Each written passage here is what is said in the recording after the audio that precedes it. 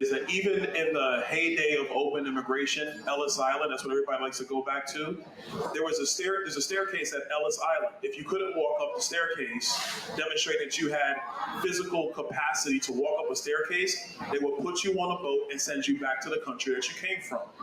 During the time at Ellis Island, if you didn't have a job in the United States or a sponsor in the United States, they would send you back home. And that is the heyday of open immigration in the United States. That's the history.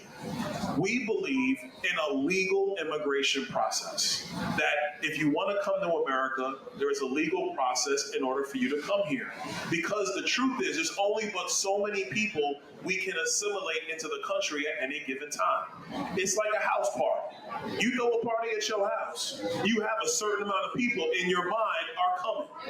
If the address gets out and all of a sudden you got 3 times the party, what happens? You don't have enough food, you don't have enough drink, and everything gets crazy. And then you're gonna have to try to get people out of your house. I was talking to a bunch of high school students one day on immigration, and I asked them like this. I said, which one of your mothers cooks good? And 3 of the girls raised their hand. And I told the one girl, I said, your mother cooks great? She goes, yeah.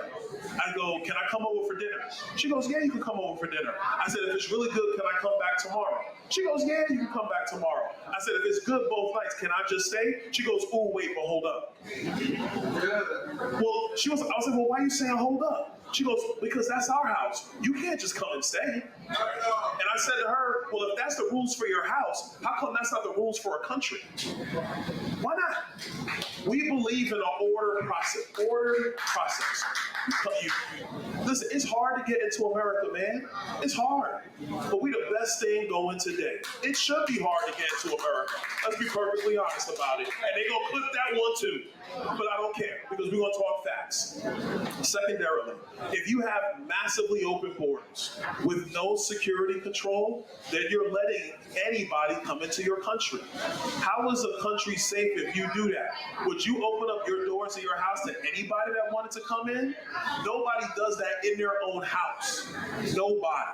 We're going to do that as a country? That makes no fundamental sense. So you got to have an immigration process. You got to have border security. And then when you talk about the people that come in, that's because they're adding to your economy. They're adding to your cities. They're adding to your states. They're providing value. I'm going to get real personal. Who here lets people come into their life that's not adding value?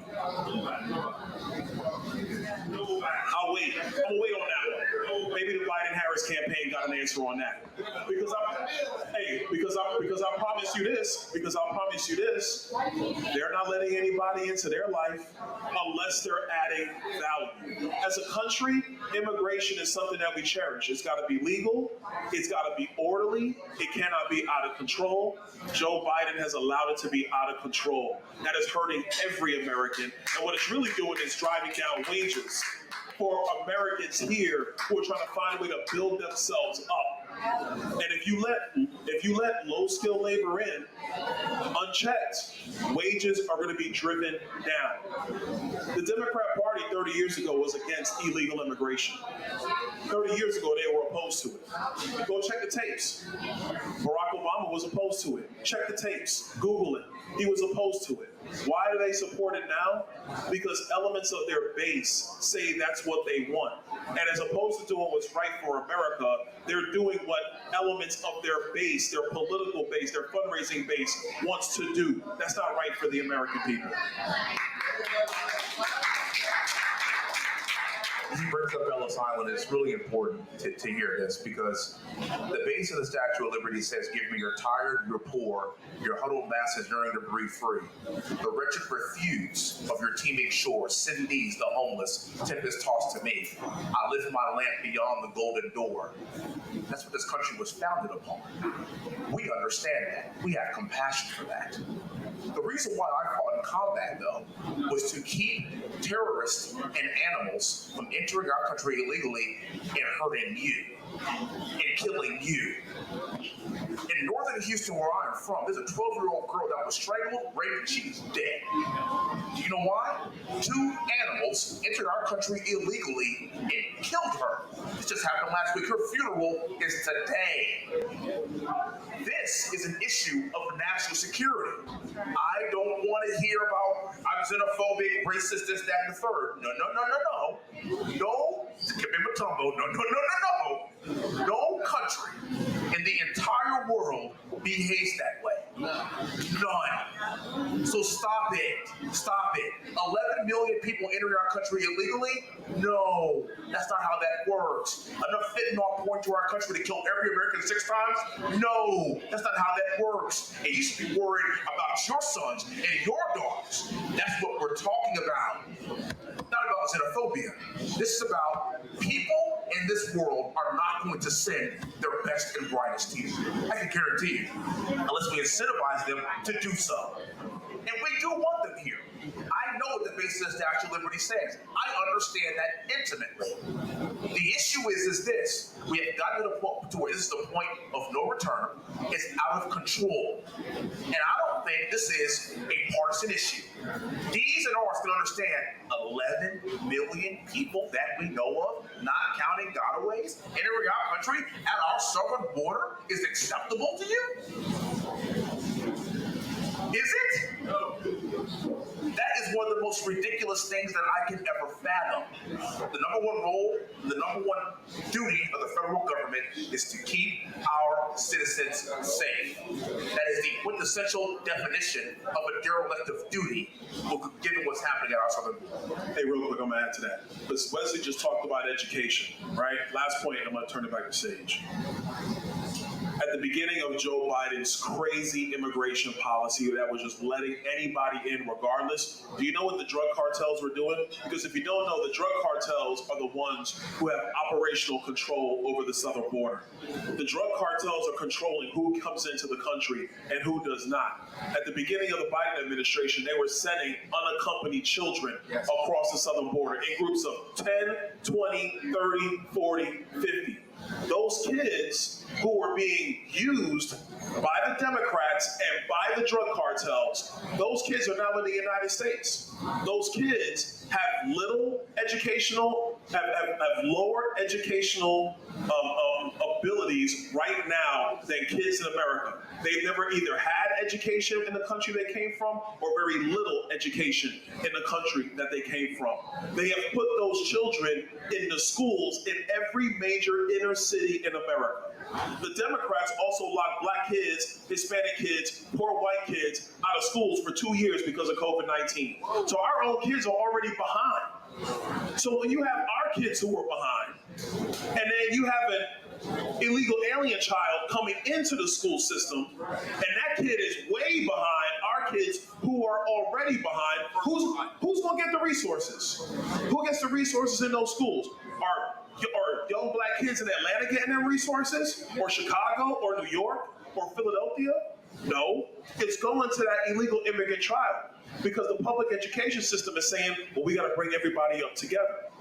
That is a detriment to American children, to young black children trying to get ahead. How's that going to help a young black kid in the 6th grade be able to achieve something when they may want to go to college or when they do want to start a career?